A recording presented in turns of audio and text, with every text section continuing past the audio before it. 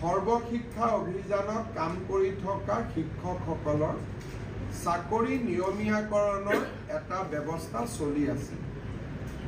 ৰাজ্যৰ এডভোকেট জেনেৰেলে আমাক এটা অপিনিয়ন দিলে যে চৰকাৰে উচ্চতম ন্যায়ালয়ৰ উমা দেৱী গোচৰৰ পৰিপ্ৰেক্ষিতত কাৰো চাকৰি নিয়মীয়াকৰণ কৰিব নোৱাৰে।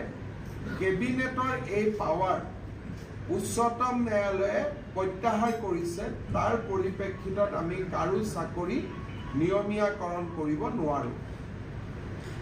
কিন্তু সৰ্বশিক্ষা অভিযানত কাম কৰি থকা শিক্ষকসকলক যাতে আমি সকাহ দিব পাৰোঁ, তাৰ বাবে আজি কেবিনেটে ৩৫,০০০ নতুন শিক্ষকৰ পদ চৰকাৰত সৃষ্টি কৰি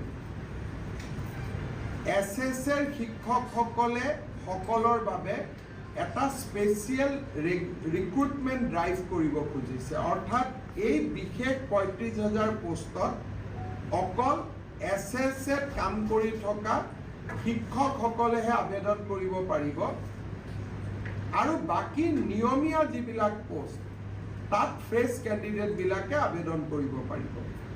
এই ৩৫,০০০ শিক্ষকে SSR পৰা আহি চৰকাৰত সোমোৱাৰ লগে লগে সৰ্বশিক্ষা অভিযানত ৩৫,০০০ পোষ্ট বিলুপ্তি হ'ব। অৰ্থাৎ সৰ্বশিক্ষা অভিযানৰ ৩৫,০০০ শিক্ষকে স্পেচিয়েল ৰিক্ৰুটমেণ্টৰ বাবে চৰকাৰত আবেদন কৰিব।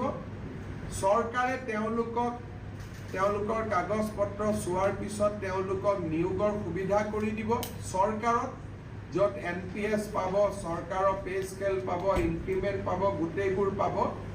কিন্তু এইখিনি হৈ উঠাৰ পিছত সৰ্বশিক্ষা অভিযানত পূৰ্বতে কাম কৰি থকা তেওঁলোকৰ পদসমূহ বিলুপ্তি হৈ যাব।